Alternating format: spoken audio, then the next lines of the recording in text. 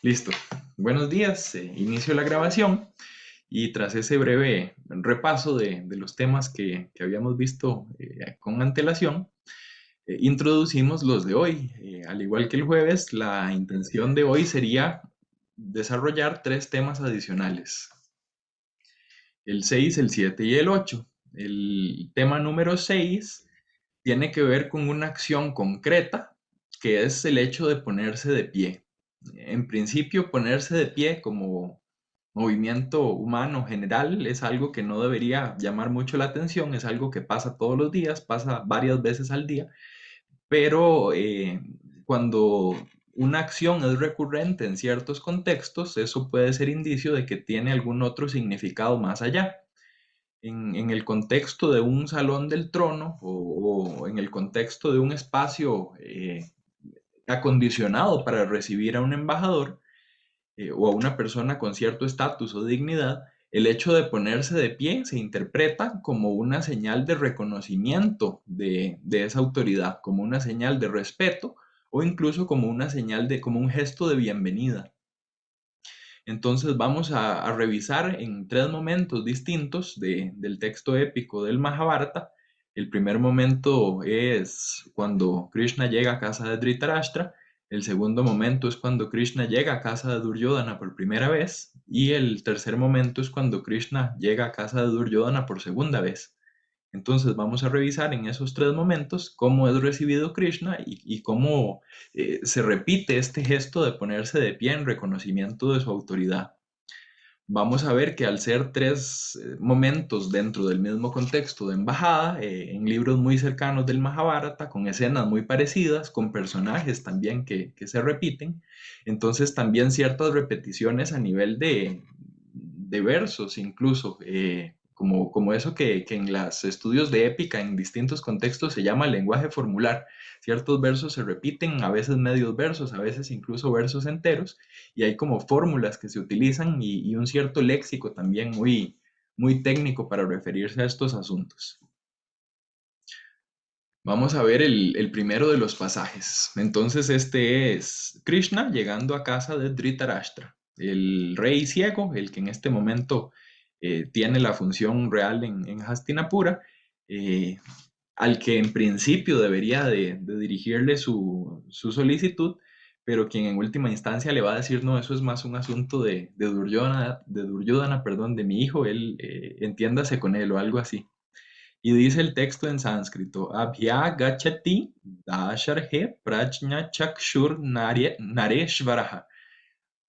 Repito ahí la idea de que cuando marco vocales con color rojo es para separarlas y para que haya un poco más de claridad en el análisis, pero eran secciones que estaban unidas en sandhi en el texto. La primera parte de este verso, no sé si recuerdan lo poquito que habíamos comentado sobre división de estos versos y más o menos métrica o melodía y demás, pero son versos que se dividen como en cuatro subsecciones, en cuatro padas.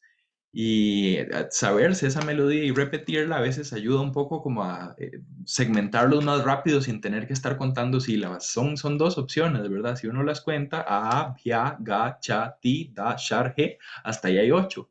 Pero si uno hace a, bhya, ga, cha, ti, da, har, she, ¿verdad?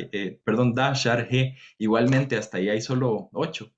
Entonces, en ese primer pada vamos a encontrar una fórmula en locativo absoluto, esa construcción que comparte el sánscrito con otras lenguas indoeuropeas, y es una de esas frasecitas como de cierto lenguaje formular que vamos a encontrar también en otros de los pasajes. Lo traduzco ahí como tras la llegada del Dasharja, y el Dasharja es Krishna. Una de las cosas que habíamos comentado en la semana anterior es que no se, prácticamente nunca el texto se refiere a él como solo Krishna, sino que es Krishna y con otra serie de epítetos y apelativos, a veces muy favorables, a veces muy desfavorables también, como habíamos visto en los pasajes de Dutavakyam en los que hablaba Badarayana. o Duryodhana más bien le recriminaba a Badarayana cómo se dirigía a él. Sigue ahí el texto, Prajna Chakshur. Prajna es la sabiduría o cosas que tienen que ver con el conocimiento. Ese Jña es familia también indoeuropea del Gno o Gignosco, ¿verdad? Es el verbo en griego. Chakshur es el ojo, o la mirada o la vista, y este es uno de esos compuestos del tipo bajo briji, aquel cuya vista es la sabiduría o es de sabiduría. Eh, no sé si identifican o qué tanto recuerden detalles, pero es el rey ciego, no ve físicamente, entonces la forma que tiene de ver es metafórica, es simbólica. A veces, por lo menos en algunos contextos en la antigüedad, se consideraba que la falta de visión física más bien confería como cierta especie de otra visión ulterior. Pero entonces es una forma de referirse a Dhritarashtra. Ven que entonces ya desde ese primer verso, en este pequeño espacio, ya tenemos a los dos personajes principales, el que está llegando, el que trae el mensaje, y el que lo está recibiendo. También eso es como otra constante. Por lo general, viene una enumeración de los distintos personajes que aparecen y que reciben al mensajero, y usualmente el primero de los que se mencionan es el primero en dignidad. También hay un orden en el que se van sentando, un orden en el que los van saludando, y el texto más o menos es respetuoso de eso también, en irlos mencionando en cierto orden. Todo esto está bastante codificado y tiene que ver con rituales de hospitalidad y cortesía en el mundo antiguo y en el mundo de la India antigua en particular. Después dice Nareshvaraja, un Ishvara es un señor y Nara es un ser humano o una persona y el rey de las personas o de los hombres es, perdón, el señor de los hombres es el rey. Entonces, otro término más para referirse a Dhritarashtra sin mencionarlo todavía por su nombre. Dice el siguiente pada, ya sería el C de este verso 13 del capítulo 87 del libro quinto, no lo mencioné al principio, pero en esa parte del Mahabharata es que nos estamos ubicando. Dice Sahaiva, eso es Sahaeva, no lo separé, pero no es solo Dhritarashtra, sino que es Dhritarashtra junto con estos otros dos que vienen después mencionados, Drona, Bhishmabhyam. Ese es un instrumental dual, es dual porque el compuesto en este caso es un dvandva, de esos compuestos en los que normalmente teníamos un par o una pareja, eso es lo que significa el nombre del compuesto. También puede haber dvandvas con muchos más miembros, pero en principio esto sería como el que uno esperaría encontrar. Estos son dos personajes más o menos equivalentes en dignidad, eso también lo habíamos comentado la semana anterior. Drona es el maestro que educó tanto a Pándavas como a Kauravas. Bhishma es el abuelo que también ocupa esa posición en la familia para Pándavas y para Kauravas. Son como los mejores representantes de esa defensa de los Pándavas dentro del palacio de Dhritarashtra y de Duryodhana. Por eso se había argumentado el jueves pasado, es que son los que Vasa escoge como personajes indispensables que no se pueden eliminar y que tienen que estar presentes en la obra de teatro. Y son aquí en este pasaje del Mahabharata los siguientes en dignidad y los siguientes en ser mencionados justo después de Dhritarashtra. En otra de las obras de Bhasa que se llama Pancharatram, Las Cinco Noches, vamos a ver incluso una discusión entre estos dos personajes porque cada uno de ellos considera que el otro es más importante y que se le tiene que saludar primero que a él. Entonces, el hecho de ponerlos juntos y en un compuesto y en esa posición de segundo lugar, como empatados a los dos, es bastante pertinente desde el punto de vista de la historia que subyace a la épica y a la obra de teatro. Y aquí es donde viene el término clave.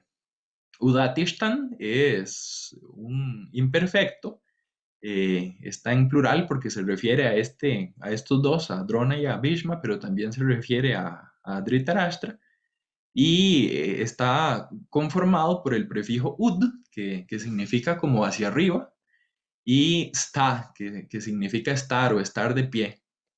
estar de pie hacia arriba es ponerse de pie. Y ese gesto de ponerse de pie, de alguien que estaba sentado, de repente dejar de estarlo, es como la manifestación de respeto. Y vean que son personajes también con cierta dignidad, con cierta relevancia dentro de la familia y del salón del trono donde estamos.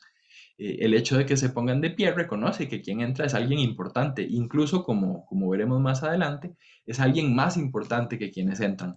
Así lo ven algunos, no comparten esta opinión otros, sobre todo Duryodhana, que es el que más problemas da con respecto al reconocimiento de lo que representa Krishna. Maha y Ashaha, aquel cuyo renombre, cuya gloria, cuya fama es grande. El de gran renombre o el de gran gloria o el de gran fama todavía se refiere a Dhritarashtra. Ven que nunca nos dijeron quién era, pero sí nos dijeron suficiente información para saber de quién estaban hablando. El hecho de que lo llamen rey ya es relevante, lo habíamos comentado la vez pasada en el Mahabharata, el rey es Dhritarashtra, Duryodhana no es más que un príncipe, pero quizá ahí la clave es el Prajna Chakshuhu, únicamente podríamos asociarlo o directamente lo asociaríamos con este rey ciego Dhritarashtra. En el verso 14 tenemos todavía más personajes que están ahí presentes. Krupascha, Somadatascha, Maharajascha, Bhalikaha. Entonces son Krupa, Somadatta. eh, Perdón ahí por el texto en inglés, es que yo estas cuestiones las estoy citando de unas traducciones de Van Buitenen que les había puesto el texto la primera semana y lo que hago es copiar y pegar y después sobre eso pongo mi traducción al español y ahí fallé, en verdad no lo quité. Entonces, y el gran rey, ese Maharajaha, está calificando a Bhalika. Son más de esos nobles, de esos kshatriyas que acompañan a quienes están en el salón del trono recibiendo a Krishna. Otra de esas frases relevantes también que señalo y que vamos a encontrar en otros de los pasajes es asanepyojo. Asana, tal vez el término les suene familiar si tienen conocimiento o en su momento han estudiado algo relativo con yoga. Yo no sé si lo habrán escuchado como asana, ¿verdad? Pero no solo es una postura, sino que también es un lugar para ponerse, un asiento, en este caso. Entonces, de sus sillas o de sus asientos, achalan, ese chal es literalmente es moverse. eh, lo traduzco aquí como se levantaron, pero se movieron de sus sillas, o sea, dejaron la posición que tenían y se movieron hacia otra posición. La más obvia sería de estar sentado a estar de pie, que es justamente lo que nos indicaba el verso 13 con esas formas de ud más sta. Sarve, entonces todos ellos, Pujayanto Janardanam, y mientras hacían eso, con un participio ahí de presente, lo hicieron para Puya, con el honor, la honra, el tributo casi que puede ser de los dos tipos, ¿verdad? Puede ser simplemente para saludar o para dar la bienvenida, pero en ese segundo nivel de lectura o de interpretación es también para honrar la figura de Janardana. Una vez más, Janardana es Krishna. Yo creo que ese epíteto ya nos había aparecido con antelación. Entonces, este es el primero de los tres momentos en los que los personajes se ponen de pie en el Mahabharata. Hay una fórmula ahí para la llegada de Krishna y hay dos fórmulas en concreto, que es una construcción con sta, que significa ponerse de pie, y otra construcción con el verbo chal, que significa levantarse de las sillas o levantarse de los asientos. Si hubiera alguna pregunta, como en otras ocasiones, con todo gusto. Si están preguntando cosas por el chat, ya casi lo voy a revisar porque me cuesta un poco estar en las dos cosas al mismo tiempo. Eh, sí, este es el segundo de los momentos. Estamos ahora, si se fijan, antes había sido capítulo 87, después tenemos un capítulo 88 ahí en el medio, cuando Krishna se retira y va donde Vidura. Volvemos ahora en capítulo 89, cuando tenemos la visita ya a la casa de Duryodhana. Vean el inicio. Abhyagachati dasharhe. Hasta ahí tengo mis primeras 8 sílabas, hasta ahí tengo mi primer pada, y si se fijan, lo paso hacia adelante y hacia atrás para que vean que es exactamente igual. Misma posición métrica, mismas palabras, misma construcción de locativo absoluto.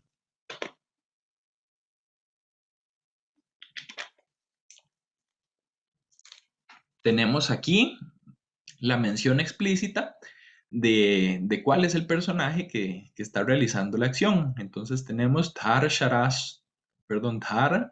Tarashtro. No es Dhar Tarashtra, es Dhar Tarashtro. Ese grado aumentado de la vocal en la primera sílaba es característico de esta lengua sánscrita para referirse al hijo de tal personaje. Entonces, el Dhartarashtra es el hijo de Dhritarashtra. Otros ejemplos, por ejemplo, los Pándavas son los hijos o los descendientes de Pandu. Y así, ¿verdad? Es una forma muy común de construir filiaciones en este idioma. Tenemos que el Dhartarashtra es Mahayashaha, ese epíteto también lo habíamos visto al final más bien del segundo hemistiquio del verso número 13. Aquí Mahayashaha, en el capítulo 87 se refería a Dhritarashtra, aquí en este capítulo 89 se refiere a Duryodhana. Entonces también él es de gran renombre. Claro, el renombre, la fama, son cuestiones asociadas con la familia, con el linaje. Entonces, si su padre lo tiene, pues lógicamente el hijo también lo tendrá. Aquí no es un asunto de reconocer quién es noble o quién tiene renombre, es un asunto de quién tiene la legalidad de su parte para acceder legítimamente al trono. Tenemos Udatishtat. Si se fijan, en el pasaje anterior era Udatishtan en plural, porque hacía referencia a estos distintos personajes, Dhritarashtra, Drona y Bhishma, que se ponían de pie. Aquí está en singular, puesto que únicamente menciona de momento al Dhartarashtra, que es Duryodhana, quien se pone de pie.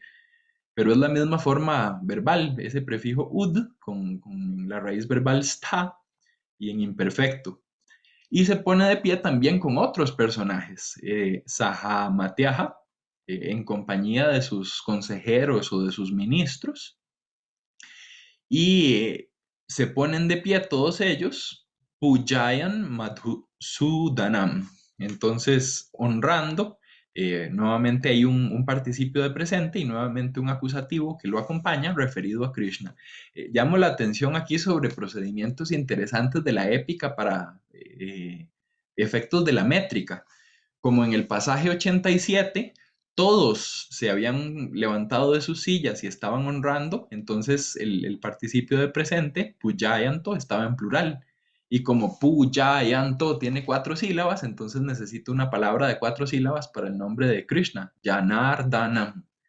En este otro pasaje, como pujayan, el singular del participio de presente son 3 sílabas, pujayan, entonces necesito un nombre de 5 sílabas para el epíteto de Krishna que lo acompaña, Madhusudanam. Son de esos detallillos interesantes de revisar un texto en su lengua original y sobre todo de contrastar escenas similares. Son como más o menos escenas tipo, ¿verdad? Así se les ha llamado en otras épicas, sobre todo en la de Grecia. Entonces se puso de pie junto con sus ministros y lo hizo también honrando a Madhusudana. Hasta aquí vemos en el hijo una conducta muy similar a la conducta del padre. Es el primero en dignidad, es de gran renombre, es el que recibe al embajador, se pone de pie cuando llega ese embajador, lo acompañan las personas que lo rodean y todo ese gesto, todo ese accionar relativo a la acción de ponerse de pie, tiene como finalidad saludar y honrar a un mismo tiempo al embajador que llega. Si recuerdan de lo que habíamos comentado en sesiones anteriores, el Duryodhana de la épica está más que dispuesto a reconocer que Krishna es una figura de autoridad. No tiene problemas con honrarlo. Tiene problemas con darle regalos porque considera que eso evidenciaría cierta debilidad de parte de los Kauravas. Y en cambio, lo que decide más bien es demostrar que a pesar de que es una persona digna de reconocimiento, Duryodhana lo es todavía más y por eso es que lo quiere tomar prisionero. Más o menos ese es el panorama que habíamos comentado antes y hasta ahora estas escenas coinciden bastante bien con lo que habíamos visto en pasajes anteriores. El tercero y último de los pasajes de la épica. Tenemos Dhritarashtram Puraskritya. Hasta ahí llegamos. Dhritarashtram Puraskritya, ¿verdad? Es igual el primer pada. Y también es una construcción que vamos a encontrar en otros de los pasajes del texto. Es uno de esos elementos que ayuda muy bien a completar espacios, a efectos métricos. La idea es imitando o siguiendo a Dhritarashtra. Entonces, en este contexto, en el momento en el que ya Krishna va a pronunciar el discurso oficial, por así decirlo, de embajada ante Duryodhana, vean que el texto al primero que menciona es a Dhritarashtra, a pesar de que Dhritarashtra dijo hable con Duryodhana y Duryodhana es en casa de Duryodhana donde estamos y demás, el orden de prioridad inicia siempre por esta primera figura que es Dhritarashtra, por el rey. Después vean que viene Bhishma, Drona, los mismos dos que en el primero de los tres pasajes que comentamos el texto había mencionado.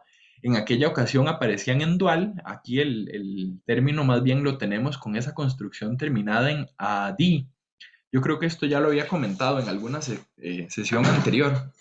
Adi significa principio, pero al final de un compuesto o de una enumeración significa como y el resto, y los demás, etcétera. Entonces, habiendo hecho lo mismo, esto es un gerundio, ¿verdad? Pura scrutia, habiendo hecho lo mismo que Dhritarashtra, o imitando o siguiendo a Dhritarashtra, Bhishma, Drona y el resto, entonces, Asanebhyo Chalan. Si nos devolvemos un momento, aquí en el verso 14, en la parte de abajo a la izquierda, Asanebhyo Chalan. Ven que es la misma construcción. Y esa lo que significa es desde sus asientos, este es un ablativo de origen, ¿verdad? Desde ese lugar donde estaban cómodamente posicionados, se movieron. Y habíamos dicho que esa acción chal de moverse, en este contexto específico, se podría interpretar como levantarse o traducir así como levantarse. Se levantaron todos y esto lo hicieron Pujayanto Janardanam. Este es el Pada D, el último de los cuatro cuartos de este verso 34. Y si se fijan, todo el verso es igual. No sé, yo sé que es un poco extenso y tal vez sea difícil retenerlo en sánscrito, pero como la primera parte está en amarillo, tal vez sea más fácil. Pero dice Asane Bio Chalan Sarve Pujayanto Janardanam. Y es exactamente, me fui hacia adelante en vez de hacia atrás. Eh, es exactamente la misma que tenemos aquí en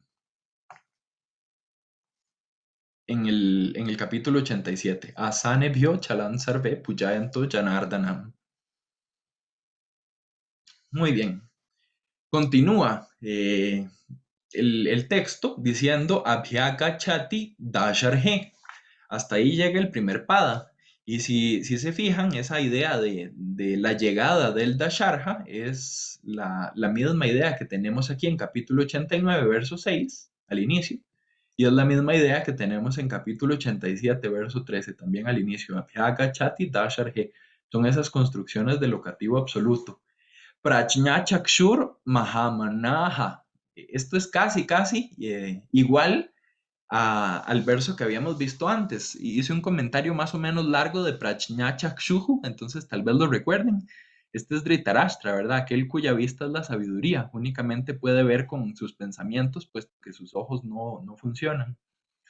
Y en el pasaje anterior donde había aparecido, cerrábamos Prajna Chakshur Nareshvaraha. Aquí Prajna Chakshur Mahamanaha.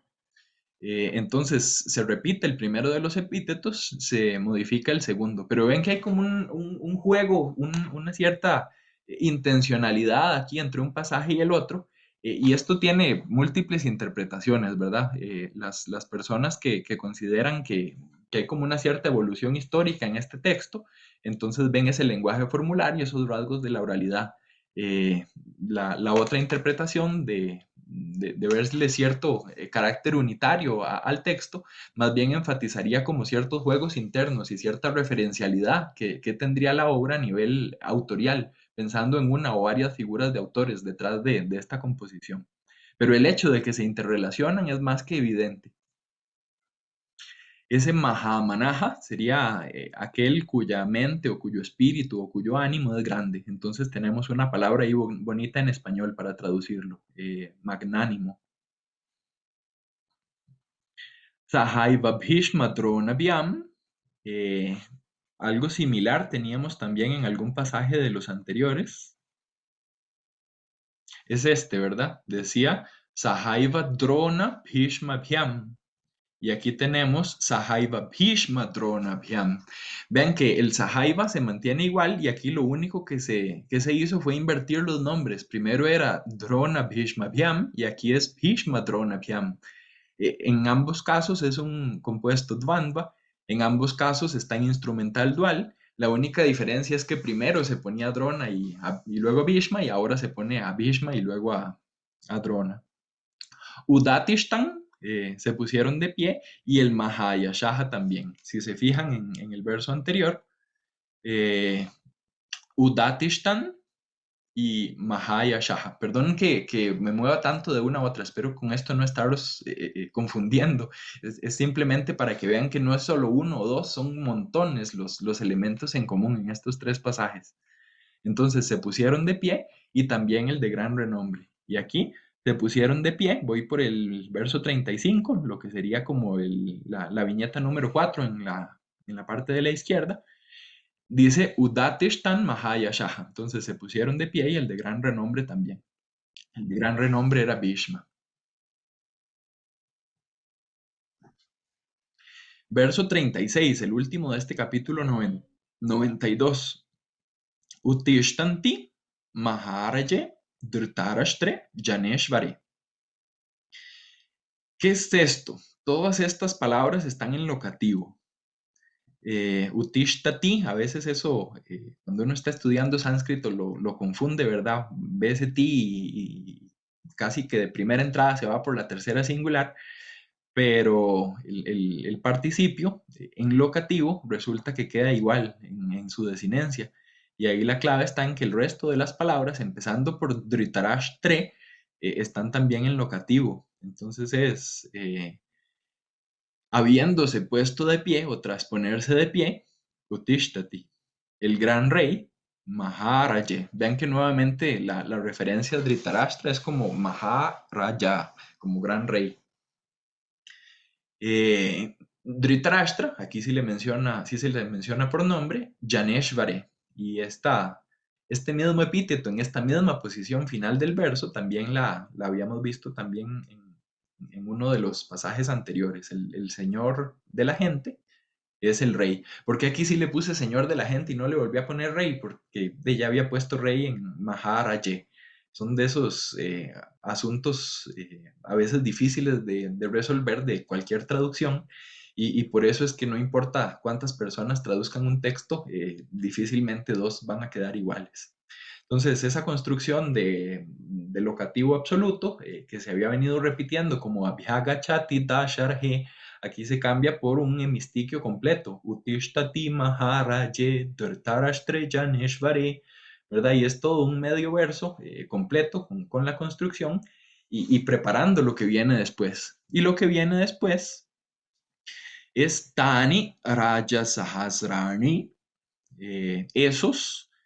eh, Sahasra es 1000 o un millar. Entonces, esos millares de reyes, Raja Sahasrani, eso es un compuesto del tipo Tat Purusha, Samutastuhu. eh, Aquí tenemos un verbo parecido a Udatishtat o Udatishtan. Tenemos sta, la misma raíz verbal, tenemos el mismo prefijo ud, pero tenemos otro prefijo que es sam. Entonces es sam ud sta. Esa desinencia uju es de perfecto, entonces ya no tenemos aquí un imperfecto, sino un verbo imperfecto. Y la traducción la mantengo igual, puesto que ese sam no le agrega mucho en realidad al sentido del verbo. Estar de pie hacia arriba es ponerse de pie, y estar de pie hacia arriba en conjunto, esa sería la idea del otro prefijo, del sam. Ese sam es como syn en griego, significa junto con. Y la idea es que lo hacen todos juntos, ¿verdad? Ponerse de pie, pero esa idea de que todos se ponen de pie juntos lo habíamos venido viendo expresado de otras formas, como el sajá o como los compuestos o como la simple enumeración de personajes. Samantha Taja a su alrededor de Dhritarashtra. Nuevamente vean aquí rasgos de la autoridad de Dhritarashtra y de la posición en la que el Mahabharata está poniendo al rey Dhritarashtra. Siempre es el primero que se menciona, siempre es el primero que se pone de pie, siempre es al que los demás imitan, incluso cuando el discurso va dirigido a su hijo Duryodhana. Y en este contexto en el que todos se ponen de pie juntos, lo hacen alrededor de esta figura, de la figura de Dhritarashtra. Con eso entonces cierro de este punto 6 los tres pasajes que quería contraponer y el comentario que estaba haciendo a propósito del Mahabharata únicamente. Antes de ir al texto de Dutta Vakyan, voy a revisar brevemente a ver si me han comentado alguna cuestión aquí en el chat, como el Vyasasana, sí, lo que mencionaba de las asanas, que pueden ser asientos, que pueden ser posturas o posiciones. Y aquí otro ejemplo también útil, ¿verdad? El Atridas para los hijos de Atreo. En efecto, ese sufijo ides con eta en griego es equivalente a este procedimiento de un derivado en A corta con grado Vrudi, que sería el Dar Tarashtra, derivado a partir de Dhritarashtra. Muy, muy cierto. En realidad, prácticamente todos los idiomas tienen alguna forma de construir eso, como el español, ¿verdad? Los apellidos en EZ, Rodríguez, el hijo de Rodrigo, Álvarez, el hijo de Álvaro, Domínguez, el hijo de Domingo, etc. Muchas gracias por los comentarios.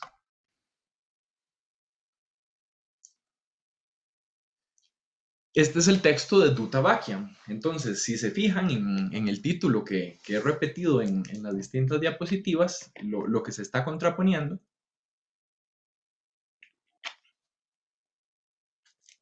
es en el texto épico la idea de ponerse de pie. En el texto dramático también ese gesto, esa acción de ponerse de pie, pero con procedimientos distintos. Mi lectura y mi interpretación es que en ambas obras hay un énfasis en ese gesto de ponerse de pie. El énfasis en el Mahabharata es un énfasis por repetición. Cuando a una acción se le quiere dar realce, se la menciona 3 veces. Esa repetición en tres es común en algunos contextos antiguos. No sé, pienso por lo menos en referentes que yo tengo, como la épica griega, eh, cuando Odiseo intenta abrazar a su madre en el inframundo, 3 veces la intenta abrazar, 3 veces falla y pasa, la atraviesa porque está en forma como de espíritu.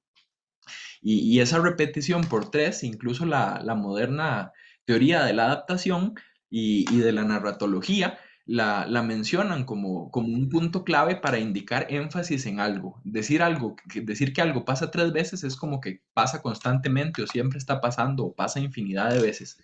En todas las distintas formas en las que se le vea es un énfasis. ¿Cómo se enfatiza ese gesto de ponerse de pie en la obra de teatro?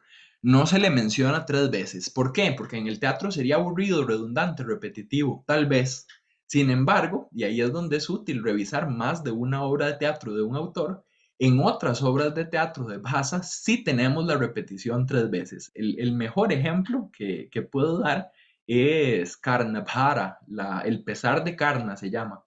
Esta obra en concreto no la estoy trabajando yo entre los 3 temas que estoy revisando, pero sí en su momento la revisé a ver qué información útil había. Esta obra hace referencia a cuando Karna, ya sabiendo que es el hermano mayor de los Pándavas, sabiendo incluso que tiene una maldición que pesa sobre él, que va a hacer que en el momento definitivo no recuerde el arma y le falle, y que la rueda de su carro se quede atorada en la tierra y le falle también, y que eventualmente lo derrote su enemigo que es Arjuna. A pesar de todo eso, él decide y está totalmente seguro de proceder y de ir a la guerra y de ir a pelear. En esta obra de teatro es el momento en el que él va en su carruaje, lo va acompañando como cochero Shalia, que es alguien que también apoya a los Pándavas, pero que está peleando del lado de los Cáuravas. Y toda la obra de teatro está como configurada en ese contexto de que ya se dirigen a enfrentar a Arjuna. Y tres veces le pide Karna a Shalia, a su cochero, que lleve su carro hacia Arjuna. Y esas tres veces marcan como tres momentos relativos a tres temas que se quieren separar y enfatizar. Entonces es un tema que se puede aprovechar en una obra de teatro.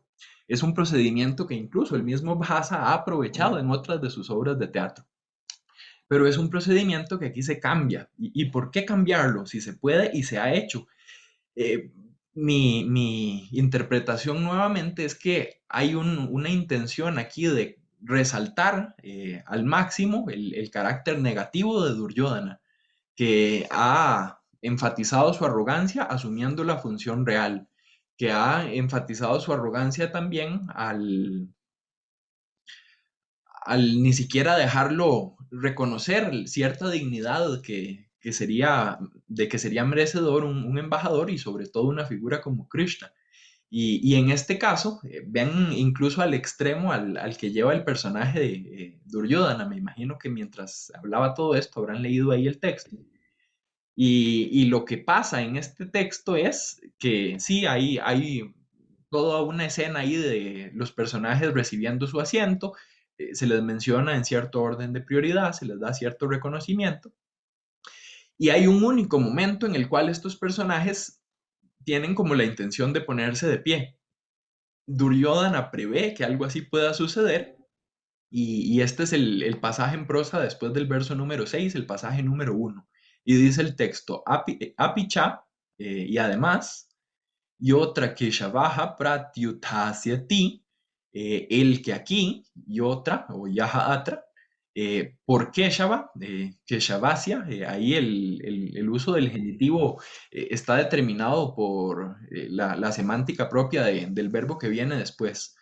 Prati utasyati. Ven que no es exactamente el mismo verbo, pero es un verbo muy parecido. Tenemos ahí la raíz verbal sta, tenemos el mismo prefijo ut, que originalmente es ud, hacia arriba, y tenemos aquí otro prefijo prati. Habíamos visto en el Mahabharata que podía aparecer como ud más sta o como sam más ud más sta. Y aquí la obra de teatro evidentemente está aludiendo a esos juegos y a esos procedimientos. Hay un claro conocimiento y una clara también intertextualidad, por usar una palabra contemporánea, entre ambas obras. Entonces, el que aquí, a efectos de reconocer la entrada y la dignidad de Keshava, se llegue a poner de pie, ese uso futuro, incluso desde el mismo indoeuropeo, guarda cierta relación con el subjuntivo, que es lo que necesitamos en español. El que aquí, por Keshava, se ponga de pie, Saha, ese, Maya, por mí,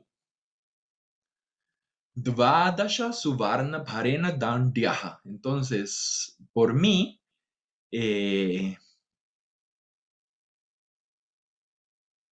recibirá o tendrá un castigo.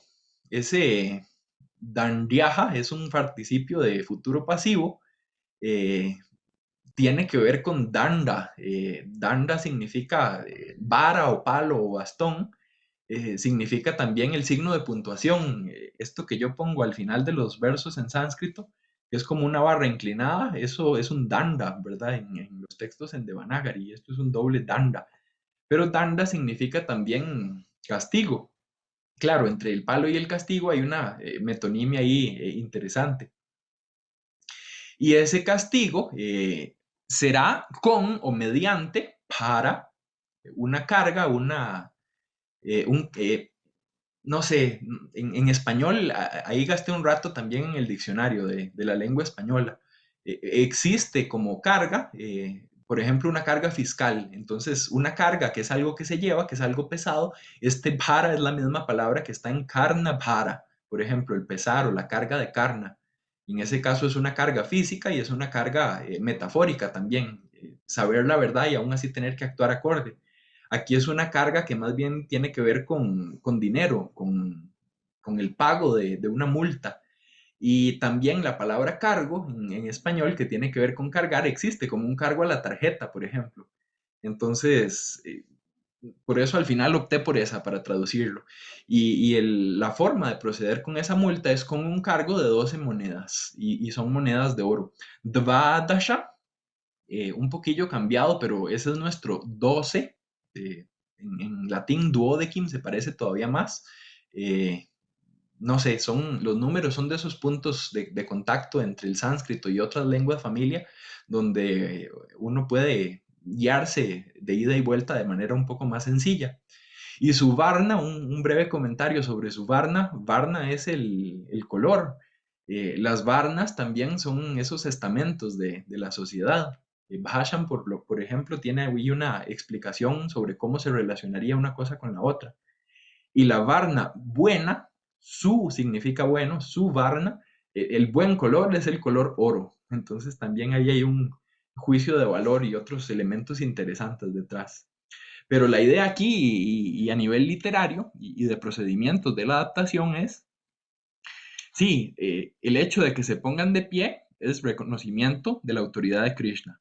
En la obra de teatro, el hecho de que se pongan de pie es reconocimiento de la falta de autoridad de Duryodhana. Más bien lo deja él mal parado por hacer ahí un juego intencional de palabras.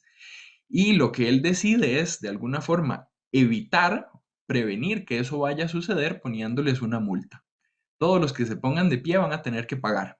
¿Funciona? No, no, no funciona. Igual se ponen de pie todos y el mismo Duryodhana termina como cayéndose de su silla, de la impresión cuando ve entrar a Krishna.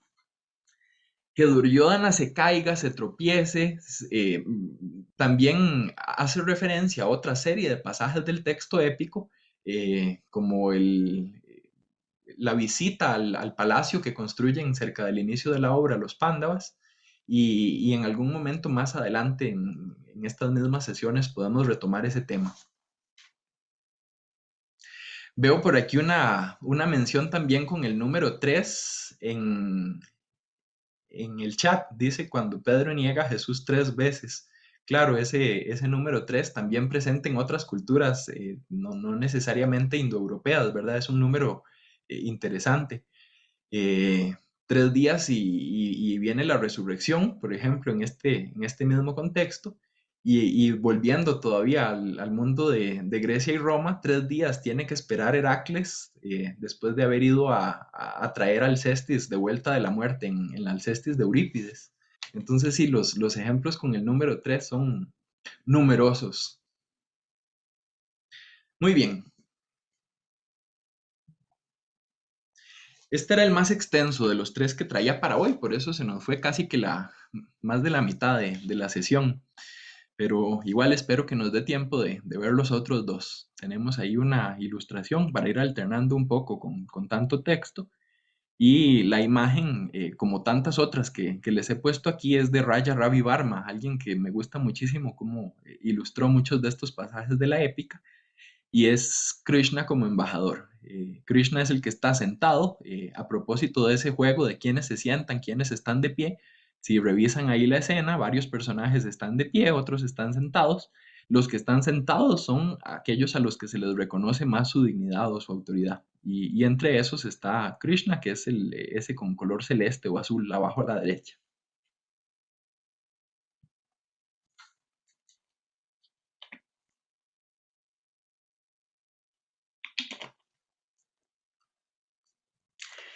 El siguiente pasaje nos lleva de vuelta varios libros en el Mahabharata. Hasta ahora habíamos venido trabajando prácticamente solo con pasajes del libro quinto, que es el libro del esfuerzo o de las embajadas, una de las cuales es la de Krishna. Sin embargo, en la obra de teatro que adapta esta embajada, aparece justo después de ese tema de la multa, que es un invento, ¿verdad? Ese tema de ponerle una multa a los que se pongan de pie no está en ningún momento y en ningún lugar del Mahabharata. Eso es algo que inventó y añadió el autor de la obra de teatro, Bhasa. Otro invento y otro añadido, los dos principales inventos y los dos principales añadidos de esta obra de teatro, son esa multa y esta pintura. Esta pintura lo que hace es representar hechos pasados.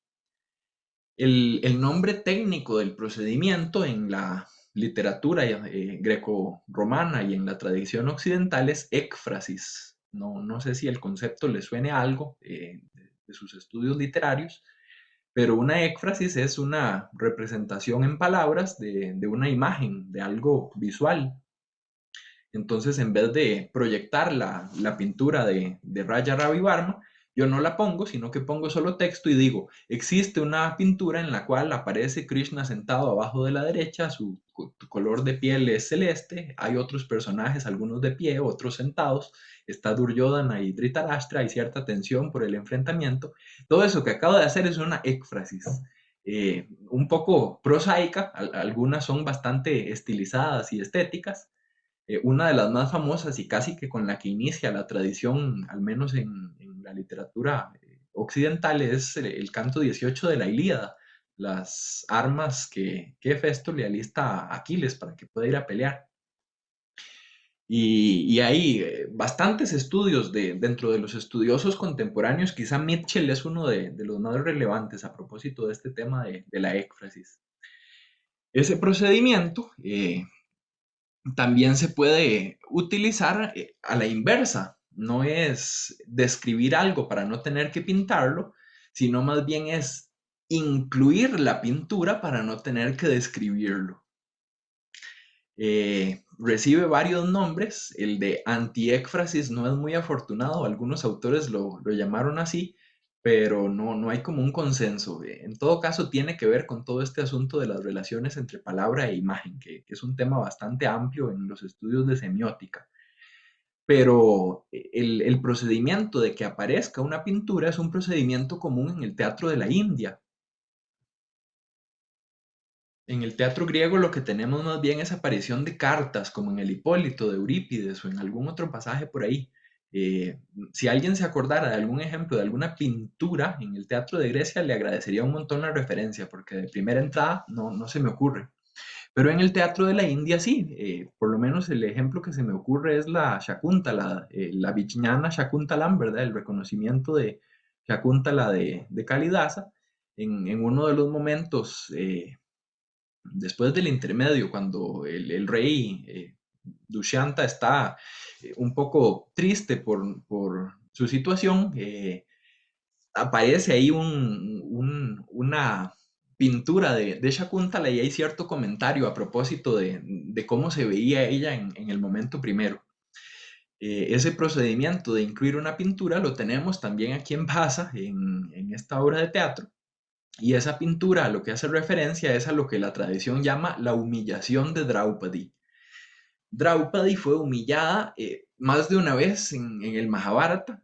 Hay una humillación con Kichaka en el libro de Virata, en el cuarto, y hay por lo menos dos momentos de humillación importantes en el Sabha Parvan, en el libro del Salón del Trono, el segundo. Y de ese segundo libro es de donde traigo los pasajes para comentar hoy. Entonces, el motivo para que me devuelva tanto es que en la obra de teatro viene justo después una pintura que no tiene correspondencia exacta en el libro quinto, pero que sí tiene correspondencia en otra parte del Mahabharata. A veces a estas obras de teatro inspiradas en el Mahabharata se les ha llamado o se les ha querido ver como dramatizaciones. Lo mismo le ocurre al teatro griego inspirado en la épica. Una dramatización sería simplemente agarrar así el texto tal cual y tratar de pasarlo del registro narrativo al registro representativo, a la puesta en escena, sin mayor cambio y sin mayor intencionalidad autorial o artística detrás. Mi interpretación de estos textos es que no son en ninguna medida dramatizaciones, sino que son adaptaciones, porque hay cambios importantes y rasgos de estilo de autor que uno puede identificar, como esto, como viajar hacia adelante y hacia atrás, esos flashback y flash forward también de la crítica literaria, que se pueden hacer con distintos procedimientos, como este de la pintura. Sí, sin más preámbulo, libro 2, capítulo 60, verso 22. Tato, entonces, Yavena Abhi Sasara Roshad. Entonces, con rapidez, se acercó por su ira, a causa de su ira o desde su ira. Eh, Dukshasanas, el que se acercó en este momento, no aparecía en esa primera parte del verso, es este. Dukshasana, ese es el sujeto. Dukshasana, este es uno de los hermanos de Duryodhana, quizá de los más importantes, tanto en la épica como en las obras de Bhasa. Dukshasana sí aparece por aquí y por allá, en Pancharatra, en las 5 noches, ahí está.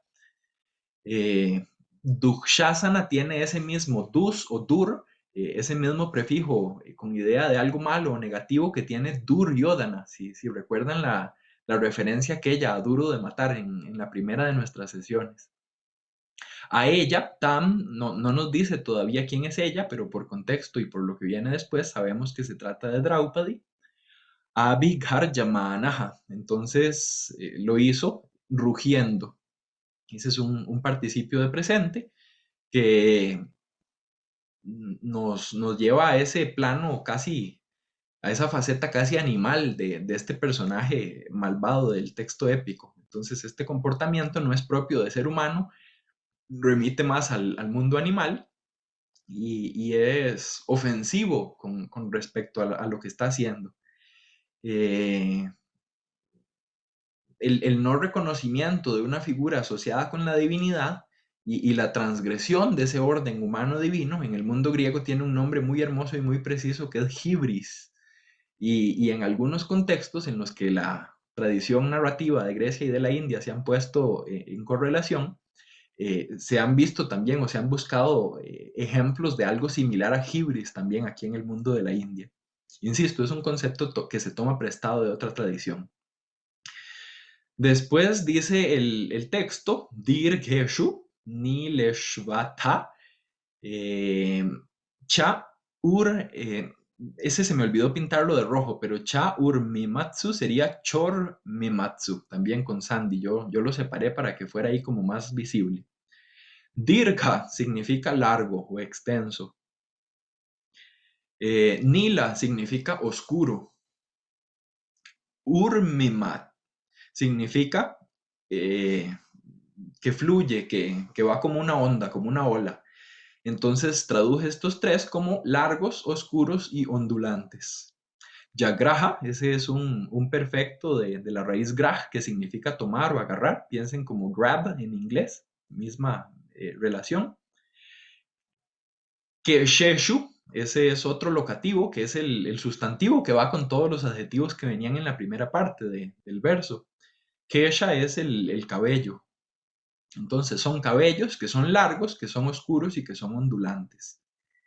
Esa es una descripción bastante completa del cabello de Draupadi. Cabello largo y negro, cabello trenzado, cabello como con cierta ondulación. Eh, Ese es como el eje, ese es el centro. Vean que todos esos adjetivos lo que hacen es como preparar, como ir increciendo, ¿verdad? Hasta llegar al elemento central, climático, que es el cabello. Y en torno al cabello es que gira esta primera humillación. El cabello tiene bastantes simbolismos en esta cultura, dependiendo de cómo se lleve, hace referencia a vida eh, en matrimonio o en soltería o incluso en viudez, o, ¿verdad? Hay un simbolismo importante en torno al cabello. Sobre el cabello de Draupadi hay trabajos interesantísimos de Hilde Beitel. Y en esta escena lo que pasa es que se toma a esta persona, que es Narendra Patnim, la esposa del rey. Eso en realidad es, digamos, en principio sería la esposa de Yudhishthira, asumiendo que ese Narendra es Yudhishthira. Ese sería el rey del lado de los Pándavas. Si pensamos de forma un poco más técnica, es la esposa de todos, ¿verdad? De Yudhishthira, pero también de Bhima, de Arjuna, de Nakula y de Sahadeva, de los 5 hermanos Pándavas. Y a este personaje hay que tratarlo con respeto y no así se le trata en el contexto del juego de dados. Se le arrastra por el cabello y eso es señal de humillación. Siguiente pasaje, vean que esto fue en el capítulo 60 del libro 2 y el siguiente viene del capítulo 61.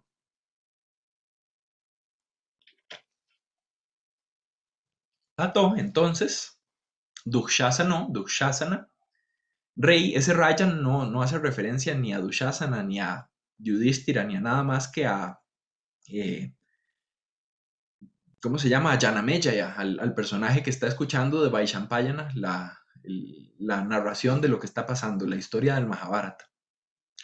Entonces es un epíteto ahí por fuera de lo que está pasando. Draupadya Vasanam Balat, entonces de Draupadi el vestido desde la fuerza o a la fuerza o por la fuerza.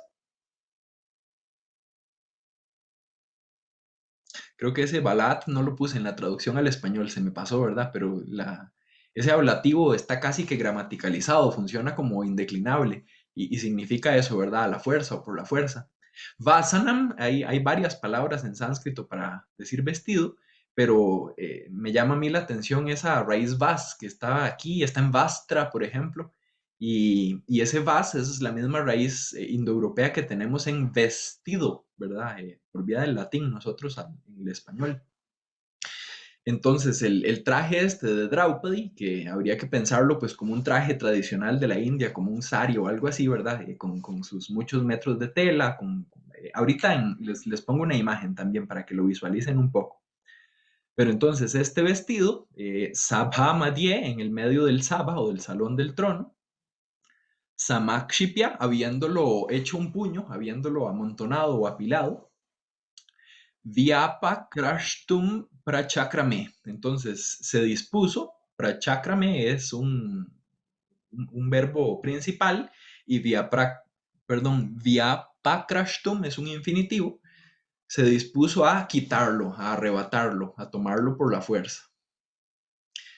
El hecho de tirarla del cabello, el hecho de traerla al salón del trono mientras estaba menstruando, que también es otro de los temas ahí presentes en esta humillación, el hecho de intentar desnudarla, privarla digamos, quitarle físicamente sus atributos, es también quitárselo simbólicamente.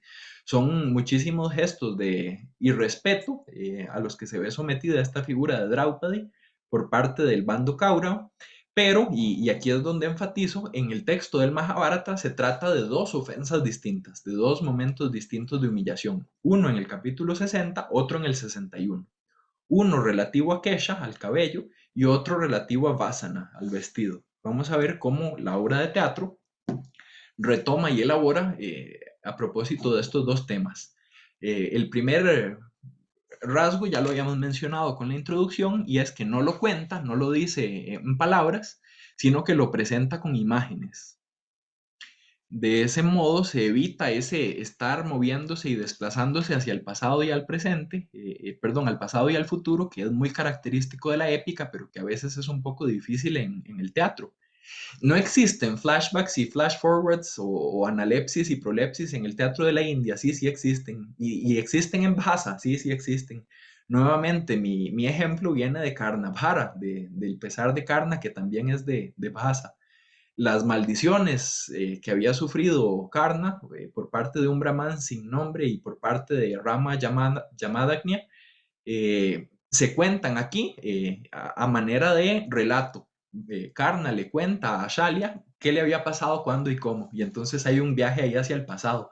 Entonces no es que no se pueda viajar hacia el pasado y hacia el futuro, no es que no se puedan repetir tres o más veces los acontecimientos, es que intencionalmente se está buscando innovar, se está buscando poner una multa para enfatizar en vez de contarlo tres veces, se está buscando poner una pintura para representarlo en vez de contarlo hacia el pasado. Yo creo que conforme va uno avanzando en estos pasajes, va viendo más como a fondo cómo es que la persona que hizo la obra de teatro leyó el Mahabharata. Y nosotros lo que podemos hacer es leer el Mahabharata, leer la obra y a partir de las dos lecturas tratar de ver cómo fue que la segunda lectura se hizo a partir de la primera. En Dutavakyam tenemos Badarayana, este sirviente de Duryodhana. Badarayana en Dutavakya es algo así como Vidura en el Udyoga Parvam, es el sirviente del rey. Dice el texto, Aniyatam, este es Ni es llevar, ani es traer, y este imperativo pasivo ani yatam es que sea traída. eh, bueno, en sánscrito es masculino, saha chitrapataha, en español es esa pintura, por eso lo pongo en femenino. Esa tela, pata, de las imágenes pintadas, chitra. Todo chitrapata se puede traducir como pintura. Es una pintura en tela. Nanú, por favor, llama la atención aquí el procedimiento. Ese nanú puede ser, es un indeclinable y puede ser simplemente enfático, pero con imperativos normalmente tiene este valor de cortesía. En algunos momentos de la obra, Duryodhana es bastante grosero con Badrayana. En este contexto parece que más bien está intentando ser gentil. Pienso que habría que revisar como todas las interacciones entre esos dos para llegar a alguna conclusión más definitiva sobre esa dinámica y sobre ese tema de la lingüística contemporánea que se llama pragmática o cortesía verbal. Sigue después yatra, donde o en el cual ese yatra como correlativo está haciendo referencia a la pintura, a Chitrapata. Y viene ese largo compuesto, Draupadi, Kesha, Ambara, Avakarshanam, Alikitam. Lik significa rasgar, significa incluso escribir. En este contexto significaría pintar y es un participio. Entonces, esa pintura donde, Alikitam, donde está pintado, y la traducción ahí tal vez no es la más afortunada en español porque intenta ser muy literal. El arrastre es la acción y el efecto de arrastrar o arrastrarse, según el diccionario de la lengua española. Y arrastrar es llevar a alguien por la fuerza, que es lo que hizo Dukshasana con Draupadi. Entonces, el arrastre sería más o menos avakarshana. Este es un neutro en ana, que son sustantivos abstractos derivados de raíces verbales y tiene que ver con la acción de arrastrar. Entonces, donde está pintada la acción de haber arrastrado o de haber sido arrastrada Draupadi, y lo que dice el compuesto es un arrastre Kesha Ambara, por, a través de o desde, es un tat purusha de algún tipo. Quizá el que tenga más sentido sería un ablativo o un genitivo. Pero a su vez, ese tat purusha tiene adentro un dvandva y son dos elementos los que sirven para hacer el arrastre. Kesha, el cabello, si se fijan, Kesha es exactamente como nos lo había descrito el texto épico, es la misma palabra. Y ámbara es traje o vestido. Aquí no está utilizando la misma referencia, está utilizando un sinónimo. Vasana se convirtió en ámbar.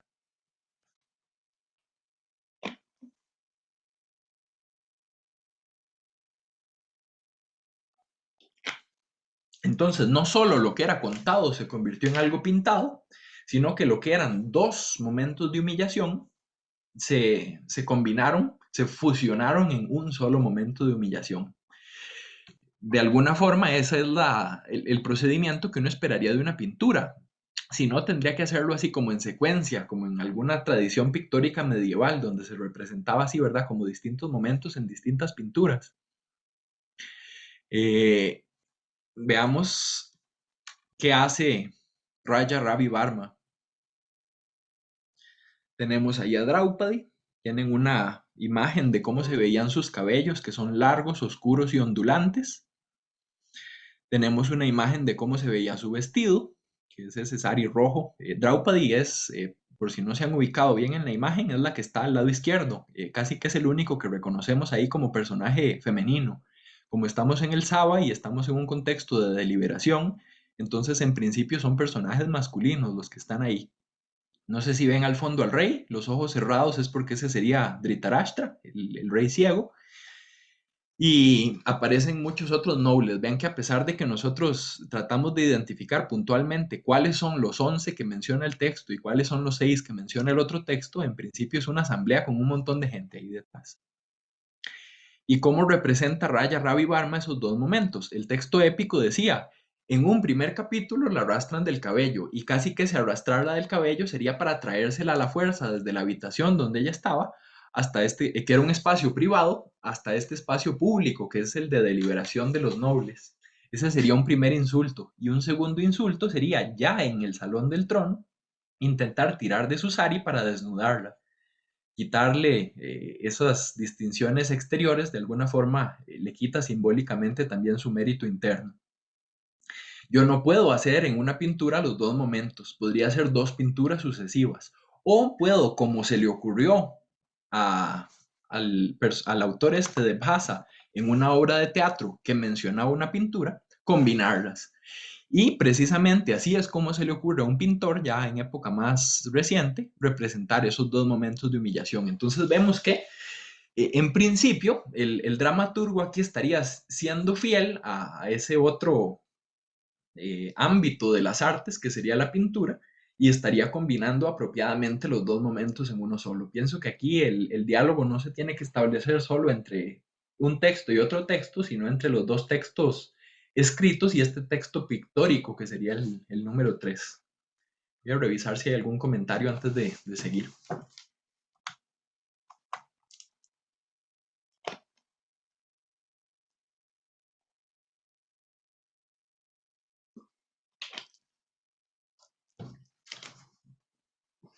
Veo aquí que dice epíteto de Shiva, no supe en qué momento, no sé si tal vez cuando estaba hablando de Nila, por el Nila Kanta, ¿verdad? Aquel cuya garganta es oscura, cuando en el batido del océano de leche Shiva se traga el veneno, ¿verdad? Y por eso queda con ese color. ¿Cómo y dónde podemos consultar el texto que usted menciona sobre el cabello de Draupadi? Mm, yo la versión que recuerdo es una versión en español traducida por Fernando Bulf Alonso de un texto de Alfhild de Beitel que está publicado por la Universidad de Sevilla en un libro que se llama En busca del Mahabharata. Un capítulo de ese libro es sobre este tema del cabello de Draupadi. No sé la verdad en este momento, como era un texto en inglés, supongo que estará publicado en inglés en otro lado, pero puedo buscar la referencia.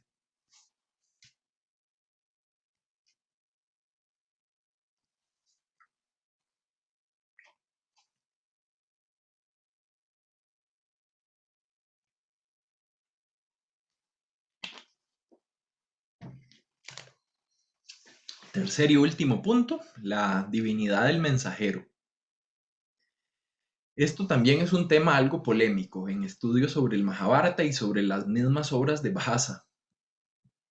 Hay una corriente interpretativa del Mahabharata que considera que primero se trata de un texto en el cual no habría más que una figura de pastor en Krishna y que eventualmente con el paso del tiempo y con las interpolaciones habría llegado a convertirse en un texto en el cual Krishna figura como divinidad asociada a la bhakti, a la devoción. Y hay otra línea de interpretación que considera que ese tema de la divinidad de Krishna estaría ahí desde el principio del texto. Igual probablemente con diversos momentos de composición o con algunas interpolaciones, pero en un periodo de tiempo como más corto y siempre como con esa idea de fondo, que es que hay una figura real, una figura divina y como con toda una especie de plan para diseñar el texto. Dependiendo de dónde uno se posicione ideológicamente con respecto a esto, entonces el tema de la divinidad de Krishna en el Mahabharata y en la obra de teatro se analizaría de forma distinta, y eso entonces es importante mencionarlo de primera entrada. Lo mismo ocurre con las obras de Bhasa. Las personas que han trabajado esta obra de Bhasa, el principal estudio de Dutta-Vakyam es de Ana Aurelia Espósito, una profesora de la Universidad bueno, que estudia en Würzburg, después no recuerdo exactamente ahorita en cuál universidad es que está trabajando, pero a ella se debe no, como dos artículos sobre este tema y sobre todo una monografía, un libro específico sobre esta obra de Dutta-Vakyam en alemán, con análisis, traducción, introducción, etc. Y la propuesta de Espósito es precisamente que el texto de Dutta-Vakyam al igual que en esa corriente de interpretación sobre el Mahabharata, se compone en distintas etapas. Entonces, que algunos versos son de tal periodo, otros versos de una etapa posterior, y que en total hay 4 momentos de composición de Dutta-Vakyam. Y entonces, dependiendo de qué tanto se aluda a la divinidad de Krishna o a sus armas o se le relacione con Narayana o con Vasudeva o con otros nombres que aluden a ese reconocimiento de Krishna como Dios, son más recientes o menos recientes. Mi postura con respecto a esto es que trabajamos con productos finales y el producto final del texto épico, que es el de la edición crítica que se ha seleccionado, tiene ya lo que en su momento pueden o no haber sido etapas y pueden o no haber estado en momentos muy lejanos o muy cercanos, pero eventualmente están en esta forma. Y en el texto de Dutta-Vakyam igualmente tenemos un texto que es un producto final que ha sido editado. Precisamente la edición de Dutta-Vakyam que utilizo es la de Ana Aurelia Espósito y puede o no haber tenido varios momentos y esos pueden o no haber estado separados o no separados en el tiempo. Con eso en mente y con esta idea de trabajar productos finales y de basarse en las ediciones críticas, que es hasta donde la filología puede llegar, lo que uno ve es un texto en el que Krishna es una divinidad que se adapta en otro texto en el cual Krishna también es una divinidad. Mi argumentación en este caso entonces es que la divinidad de Krishna se mantiene, no se cambia, no se añade, no se quita, sino que se mantiene del texto épico al texto dramático. Esto podría ser debatible desde muchas perspectivas, dependiendo de qué posicionamiento se tome con respecto a estos otros temas, pero pienso yo que tiene alguna solidez al hacer esta salvedad de las ediciones críticas y de los textos como productos finales. Si tienen observaciones, igual las escucho. La divinidad de Krishna la apreciamos en el Mahabharata capítulo 66, los primeros versos. Arjuna Vasudevascha, entonces Arjuna y Vasudeva, Vasudeva es Krishna. Habinau son arqueros, Parama Architau son los más venerados arqueros. Kamad, desde el deseo o a voluntad lo traduzco. Aniatra, de otro modo, Sambhutau, han nacido. Este Sambhu, Sambhavati, es la misma forma que utiliza, por ejemplo, Krishna en la Gita, en un verso muy famoso en el cual hace referencia a que cuando disminuye el Dharma en el mundo y aumenta la Dharma en el mundo, él se recrea y renace una vez tras otra vez. Es un verso bastante conocido de la Gita. Y esa idea de reencarnarse yuge yuge, que es como termina el pasaje ese de la Gita, yuga tras yuga o edad tras edad, es la forma verbal que se elige aquí para hacer referencia a esa reencarnación de Arjuna y Vasudeva. Son divinidades que existen en otro plano y que han decidido hacerse presentes en el mundo en esta Dwapara Yuga, en el momento clave de la guerra del Mahabharata, para ayudar a que el Dharma salga triunfante, para ayudar también a aliviar la carga sobre la tierra. Entonces, a pesar de que los buenos ganen, también los malos tienen que hacer una destrucción prácticamente total de los buenos. La guerra del Mahabharata es una guerra que podríamos decir acaba en una victoria pírrica. No sé si el término lo recuerdan, pero Pirro es un rey famoso de la tradición grecorromana que sí termina ganando su guerra en el Epiro, pero con pérdidas que afectan tanto casi como las ganancias. Algo así es lo que ocurre aquí con los Pándavas y con los Cáuravas. Entonces, es lo que viene después, Sarvabhavaya Sammitau. Entonces, ellos son Sammitau, son iguales a la aniquilación de todo. Abhava, esa es Abhava, la aniquilación, y Sarva es todo. Entonces, estos dos personajes, no sé si recuerdan cuando hice el resumen el martes pasado, hace ya 8 días, de qué se trataba el libro quinto, que teníamos unos preámbulos, que teníamos un primer discurso de embajada, que teníamos después 3 subrelatos, 3 upaquianas, que teníamos después un segundo discurso de embajada, un intento de captura y una teofanía. Más o menos esas son las etapas del libro quinto. En los 3 discursos de embajada, la primera de ellas, perdón, en los 3 subrelatos de la embajada, el primero de ellos tenía que ver con la revelación de que Arjuna y Krishna son en realidad Nara y Narayana. Y entonces eso es algo que para el texto ya estaba claro desde varios capítulos antes, es algo que va a estar todavía más claro con la Gita y con la Anugita en el libro 12, y es algo que está también claro aquí desde el capítulo 66 del libro quinto. Arjuna y Vasudeva son divinos, no solo Krishna, sino también su contraparte Arjuna. Sigue el verso 2, Dhyam, hacia el cielo, Antaram, por el momento, Samastaya, habiendo subido, Yatayuktam Manas Vinaha Chakram Tad Vasudevaya. Entonces, el pertinente disco, pertinente es Yatayuktam, que lo estoy tomando junto con Chakram. Chakram es el disco. Manas Vinaha es el dotado de manas, lo estoy traduciendo como enérgico, pero podría ser también prudente o algo así. Ese Manas Vinaha va con Vasudevasya, entonces el enérgico Vasudeva. Vartate funciona, Mayaya, por Maya o gracias a Maya. Maya es la ilusión, lo fenoménico. Eso que engaña, eso que no le afectaría a Dhritarashtra por ser ciego. Y yo veo las cosas que yo a veces veo me ilusionan y me engañan y me confunden. Le pasa a Duryodhana en el palacio de Yudhishthira, le pasa incluso en esta obra de Uttavakyam cuando se cae de su silla al ver a Krishna. Y el asunto es que Krishna, o la divinidad de la cual es avatar Vishnu, funciona por Maya, funciona por esa ilusión que apela a los sentidos. Oh Señor, Vibho, ese es el vocativo al final. Entonces tenemos un reconocimiento de Nara y Narayana, tenemos esta asociación con la aniquilación de todo, con esa especie de conflagración, por usar un término prestado también de la filosofía griega, y hay mención por lo menos del chakram, del disco de Krishna, una de sus armas.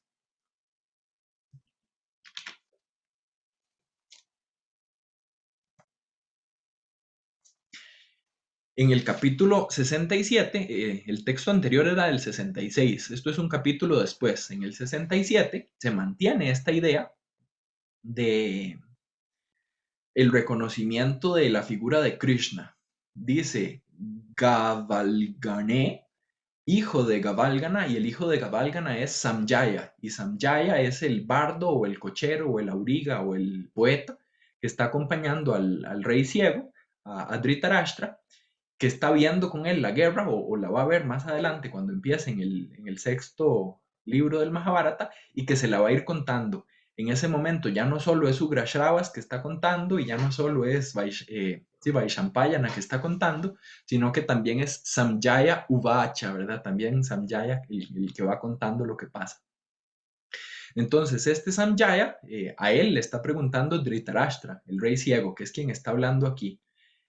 Atraka Bhaktir, esta de aquí, devoción, ¿cómo es? ¿O qué es? ¿Qué es esta devoción? La cual ya te nitya janardane, que es de ti permanente por Janardana. Dhritarashtra no entiende de Bhakti. Le pregunta a Samjaya, que sí entiende de Bhakti. Por eso es que Sanjaya va a recibir de Vyasa el ojo divino, por eso él va a poder ver la guerra, ¿verdad? Él sí entiende de Bhakti, él sí entiende quién es Krishna.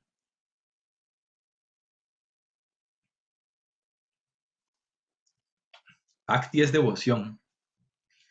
Sigue la pregunta, Yaya Tvam, por la cual tú, Abhijnanasi, reconoces, como en Abhijnana Shakuntalam, ¿verdad? Como en el reconocimiento de Shakuntala. Triyugam Madhusudanam. A Madhusudana, el de las tres edades. Ven que aquí otra vez hay mención a ese tema de las yugas. Es el mismo referente del verso que mencionaba hace un rato de la Gita. ¿Durante cuáles yugas es que se hace presente Krishna, o Vishnu más bien? Vishnu se hace presente durante las etapas en las que el mal en el mundo va en aumento, el bien va en descenso, y entonces hay mayor necesidad de él. Cuando se revisan los 10 avatares de Vishnu, están distribuidos en esas tres edades del mundo, en esas tres. Son 4 las edades, pero solo en 3 de ellas tenemos presencia de Vishnu para intentar remediar lo problemático. La Treta, la Dvapara y la Kali Yuga son en orden decreciente las tres donde es más problemático el asunto. Y Vishnu reencarna como Rama, en el Ramayana, reencarna como Krishna para el Mahabharata y reencarna de otras formas, ¿verdad? Se hace presente. Entonces todos estos elementos apuntan a esa divinidad de Krishna en el propio Mahabharata. En Dutavakyam, y creo que con esto ya terminamos porque me quedan solo un par de minutos, hoy se hizo un poco más extenso. Badarayana, o Badarayana, este es Duryodhana en Dutavakyam hablándole a su sirviente, que sea traído ese embajador a Niyatam, ese imperativo pasivo, ya lo habíamos visto en un pasaje anterior, ese embajador, Saha Dutaha, ven que aquí se dirige o se hace referencia a Krishna como Duta, como embajador, y es un embajador Vihaga Vahana Matra Vismitaha. Entonces, que es Vismita, arrogante, en la medida en que Matra significa como metron en griego, medida, de donde viene nuestra palabra metro en español. En la medida en que, o solo o únicamente a causa de, que su vahana, que su vehículo o su montura es Vihaga, alguien que va, por el cielo, Viha. Un Vihaga es un pájaro. Entonces, como ese embajador tiene por vehículo un pájaro, y tal vez ahí a uno le chocan las ideas y se confunde un poco, pero no irían como a caballo o algo así, tal vez histórica o culturalmente. Esto es del pensamiento mítico. Todos los dioses en la mitología hindú tienen un vahana, una montura. Y puede ser un toro, puede ser un pavo real, puede ser, ¿verdad? Un loro, puede ser, ¿verdad? No sé, muchísimas opciones. Un elefante. En este contexto, hasta un ratón, ¿verdad? Pero en este contexto, la montura de Vishnu es Garuda, el ave, el águila. Entonces, esa referencia del águila y de la montura de Krishna o de Vishnu también evidencia en Dutavakyam un reconocimiento de esa faceta divina. Y el último de los pasajes dice Tri Charana Atikranta Triloko o Trilokaha Narayana Kalu Bhavan. Entonces, vamos a ver. Bhavan Narayanaha, el venerable Narayana, Kalu, en efecto, o ciertamente, o sin duda es todo ese compuesto que dice ahí. Tricharana Atikranta Triloko. Aquel por el cual los tres mundos, Triloka son los tres mundos, fueron sobrepasados. Atikranta, Kram es ir. Atikram es ir más allá, entonces sobrepasar. Tricharana con tres pasos. Y esto hace referencia a un motivo que está presente desde el Rig Veda, y son los famosos tres pasos de Vishnu en su avatar como enano. Se pide que se le conceda la extensión de tierra que pueda abarcar con tres de sus pasos. Y por supuesto, ¿quién se imaginaría que un enano pueda caminar mucho en tres pasos? Pero este es un enano que representa a todo el mundo. Entonces, no solo a todo el mundo, sino a todos los tres mundos. Aquí hay una imagen representativa de Vishnu junto a Lakshmi. Si la ven, ella va aquí acompañándolo también. Y ambos van en Garuda, en su montura, que es un águila. Y esta imagen es una representación del Vamana Avatara, del avatar de Vishnu como enano. Si ven, tiene tres pies sobre los tres mundos y uno de ellos sobre el rey malvado de quien está tomando posesión. Con esto prácticamente se nos fue el tiempo. Igual, si tuvieran alguna observación o algún comentario, se los agradezco.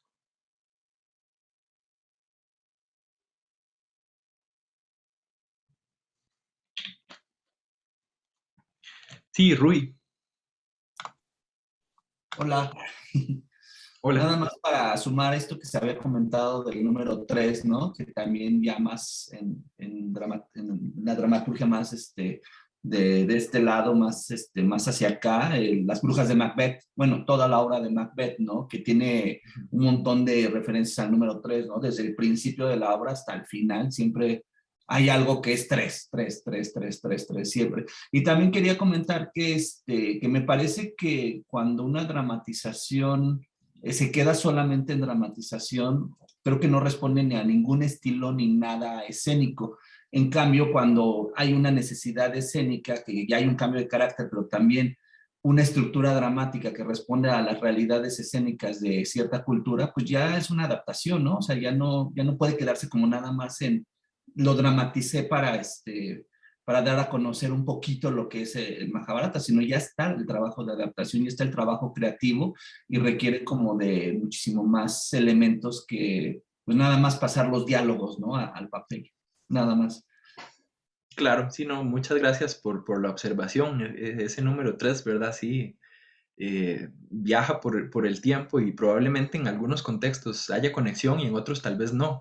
Y este tema de dramatización frente a adaptación, pienso que es un tema sobre el que estaremos volviendo seguro en otras sesiones.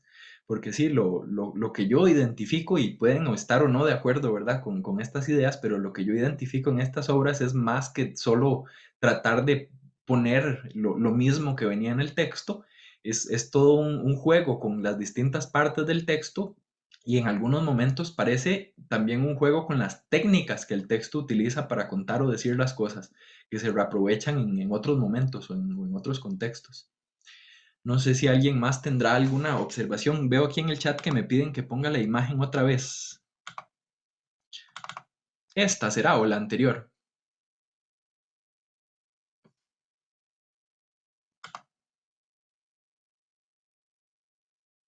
La anterior, por favor. La anterior. Ujú. Muchas gracias. Claro, con todo gusto.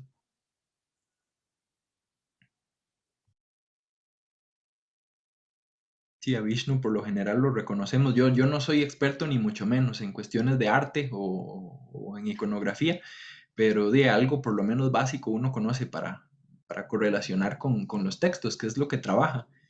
Y sí, este tipo de imágenes de los dioses de esta mitología con sus monturas, con sus vájanas, ayudan mucho como para, si uno no reconoce una cosa, por lo menos otra de todas las que tiene la imagen la va a reconocer y ya con eso se guía para saber de qué se está hablando en la imagen.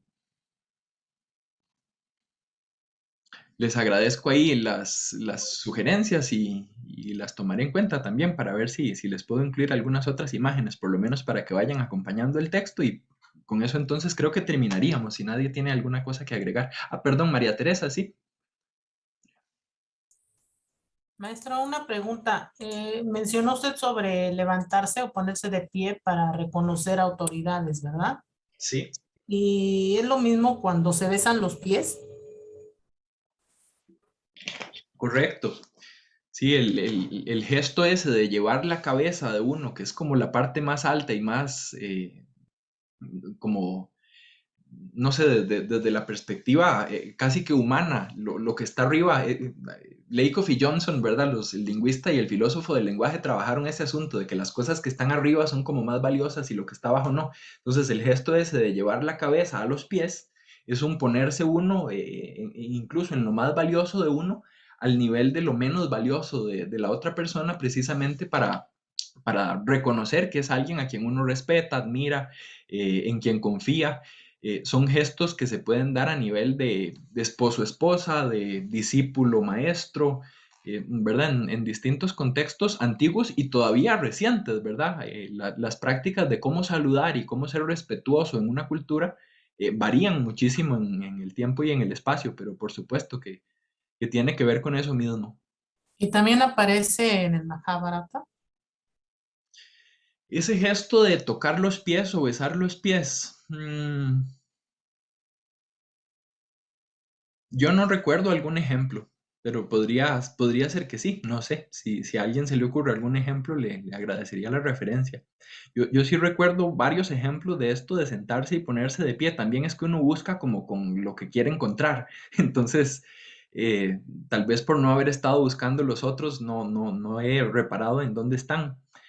Pero en los mismos momentos estos de inicio del texto, de cuando se va a empezar a recitar, si recuerdan el martes, la primera sesión que decía que hay una primera recitación en el bosque, una segunda recitación en el sacrificio de serpientes, cuando llega el invitado y lo primero que se hace es ponerse de pie, porque llega, y lo segundo es ofrecerle el asiento de honor para que se siente, y después los demás se sientan alrededor y van escuchando lo que tiene para decir.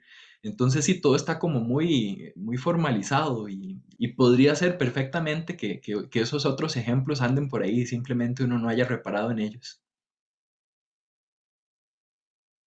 Gracias. Sí, con todo gusto. Roberto, a mí me gustaría hacer un comentario, Sí, un poco pensando en las escenas anteriores, específicamente en el Mahabharata, que es lo que yo tengo un poco más conocido. Esta idea de la comensalidad que aparece en el Mahabharata, pero desde luego no puede aparecer en la obra de teatro, debido a que tiene que ser mucho más corto, y que el Mahabharata es un libro tan extenso que se permite esta especie de cocción a fuego lento de varios ingredientes. ujú, Entonces, en el Mahabharata toda la cuestión de la comensalidad, que llega Krishna y a qué casa va primero, pero en qué casa duerme y en qué casa come, que es con vidura, donde sí se siente eh, cómodo, y luego toda esta otra idea de la repetición 3 veces de quién se pone de pie y quién no se pone de pie, y etcétera. Entonces, pues también me ha dado usted la idea de cuántas cosas sobre, pues sí, cultura de la hospitalidad se pueden estudiar a través del Mahabharata en un momento, pues no en un momento específico del tiempo, porque el Mahabharata pues nos lleva a muchas eras y a muchos momentos distintos, pero sí hasta el producto, como usted dice, aquello que la edición crítica nos puede arrojar. Y me pregunto si, como Basa es posterior, entrar también allí de las formalidades específicas. Un cambio social también, como por ujú, ejemplo, no sé, lo pienso en las generaciones de padres, sus propios padres les hablan, y en mi generación normalmente se les habla ya de tú, que es un cambio de formalidades generacional y que sin embargo se refleja claramente en las literaturas. Entonces, me pregunto hasta qué punto puede ser adaptación y hasta qué punto también pues hay un cambio allí al cual desde luego no acceso, porque tendremos a historia hacia atrás, ¿no? Pero ujú. me pregunto. Sí, eso sería importantísimo. Si uno lograra identificar algún cambio, no sé, igual a veces en India es tan difícil como poder datar textos con precisión, pero por lo menos los cambios ayudan en lo que llaman cronología relativa, ¿verdad? Que por lo menos saber que uno es antes y Exacto. otro es después. Y si algo era de una forma y después se cambió, aunque sea levemente, hacia otra forma, ya uno lo posiciona en contextos distintos, anterior y posterior, independientemente de en qué momento específico.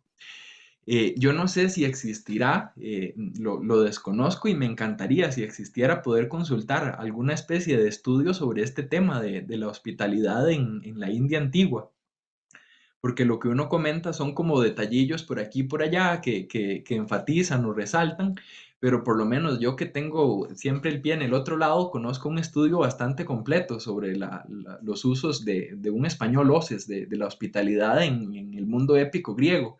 Y entonces hay como todo un protocolo y un ritual con etapas que se pueden o no seguir, se pueden alterar, y entonces le da a uno como una base desde la cual podría partir para ver si hubiese cambios ya en el contexto del teatro. Lo único que yo recuerdo del mundo indio es algún estudio que se hizo hace no muchos años, pero es un estudio más lingüístico, de cuestiones de cortesía verbal en la lengua sánscrita. Pero pienso que no es como el interés aquí puntual, sino más bien esas prácticas, esos rituales que van con palabras y con gestos también. A veces incluso el gesto vale más que la palabra, y que le podrían a uno arrojar alguna luz sobre esos cambios. Yo, no sé, podría tal vez empezar a buscar a ver si encuentro algo, pero si usted o alguien más de quienes nos acompañan tuviese la recomendación, yo le agradecería mucho también. Y yo agradezco también a usted porque justamente su exposición es la que me ha hecho pues reparar en todos estos asuntos de cortesía, hospitalidad y comensalidad que están muy bien retratados en el Mahabharata y que en los cuales nunca había reparado de manera así tan precisa. Ujú. Sí, bueno, a propósito del agua que mencioné, no sé si fue el jueves o el martes, pero en alguna de las sesiones algo hablé sobre el agua, que la vemos en usos rituales y con algún valor importante en Vasa. Y pues también está en todas estas ceremonias o ritos de transición en la India antigua y la vemos también en el Mahabharata con cierta frecuencia. Y hay, yo creo que incluso varios tipos de agua, como referidos a recibir a un huésped, como para lavarse o como para tomar. Por lo menos yo recuerdo de pasada haber leído los términos en algunos pasajes y sería curioso ver si de verdad alguien se ha tomado el tiempo de hacer alguna especie de tipología. Exacto. Veo aquí otro comentario. Muchas gracias por la referencia a Legoff. Legoff es de esos historiadores fabulosos, ¿verdad? Sobre la Edad Media, que parece que tiene algo también sobre esas relaciones entre la cabeza y el cuerpo. Y en Derrida. Muchas gracias.